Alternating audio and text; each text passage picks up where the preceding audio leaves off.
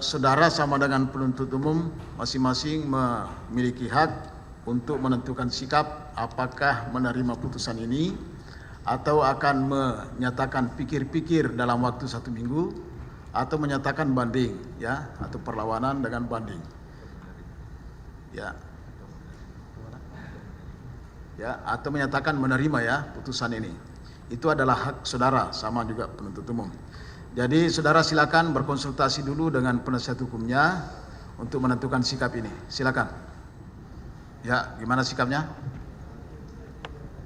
Ya, pikir-pikir, ya. Dari penuntut umum? Baik, terima kasih Yang Mulia. Kami juga menyatakan pikir-pikir. Ya, berarti sama-sama menyatakan pikir-pikir, berarti putusan ini belum mempunyai kekuatan hukum yang tetap, ya. Jadi supaya digunakan haknya selama 1 minggu, 7 hari terhitung mulai besok. Tadi kita udah dengar semua, ya, keputusan dari majelis. Satu hal yang jadi kita lihat, ya, ini terlihat sangat berat bagi klien kami Pak Alun, ya. Tapi juga ada beberapa pertimbangan yang dari argumentasi kami tidak dipertimbangkan, itu berkaitan dengan daluarsa terutama, ya.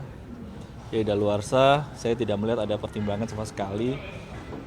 Di bagian awal terkait dengan fakta bahwa ini adanya tax amnesty, sunset policy, ya, dan PPS yang sudah dilakukan oleh Pak Alun juga itu tidak menjadi bahan pertimbangan.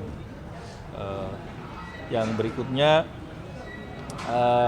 kami sedang mendata kembali berbagai barang bukti yang tadi disampaikan karena banyak sekali, ya, ada ratusan, ya, 500 lebih. Itu kami akan data kembali mana-mana yang dinyatakan oleh hakim yang tetap dalam berkas perkara dan selebihnya. Karena ada argumentasi yang kami ajukan bahwa yang terkait dengan itu hak pihak ketiga, maka itu harusnya dikembalikan. Adapun hal yang sudah dilakukan tax amnesty, maka juga itu harusnya tidak boleh dilakukan tindakan apapun. Adapun yang berkaitan dengan yang sudah dilakukan PPS sudah sama. Jadi itu beberapa hal yang kami melihat pertimbangan tadi kami perlu kaji kembali, ya, tentang beberapa argumentasi yang sudah kami ajukan sebelumnya. Terus juga pertimbangan berkaitan dengan apa yang ada dalam proses administrasi yang sedang kami lakukan, yang itu berkaitan dengan asas una via principle juga itu tidak menjadi bahan pertimbangan, ya. Jadi ada banyak hal yang menurut hemat kami dalam pledoi itu tidak dipertimbangkan sama sekali oleh majelis, ya. Itu sudah menjadi bagian. Tapi sekali lagi bahwa tugas kami sebagai kuasa hukum itu adalah mendampingi dan mendukung apapun yang diputuskan oleh klien kami, ya. Jadi banding itu adalah menjadi hak daripada klien kami.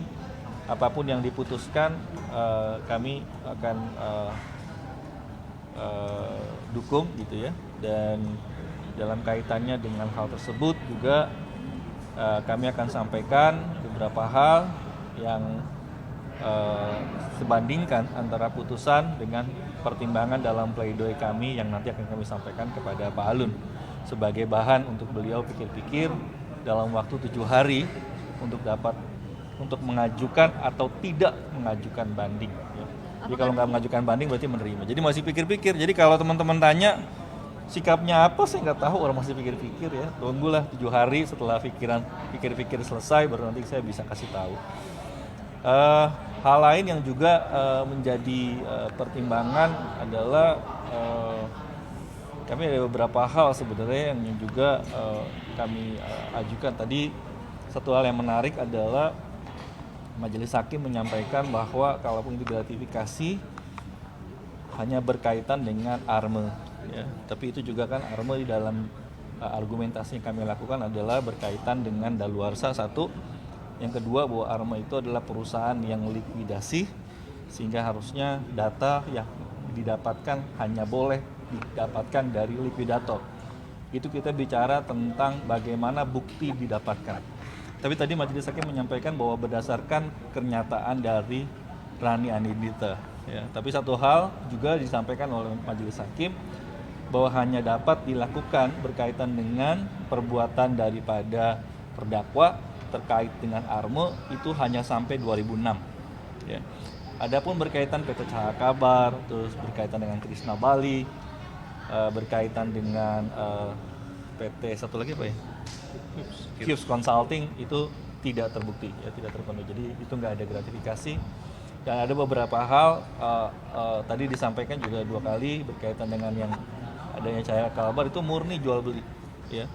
Dan itu memang ada akta jual belinya, gitu. Nggak bisa dinafikan bahwa akta jual beli itu sebagai alat bukti yang sempurna.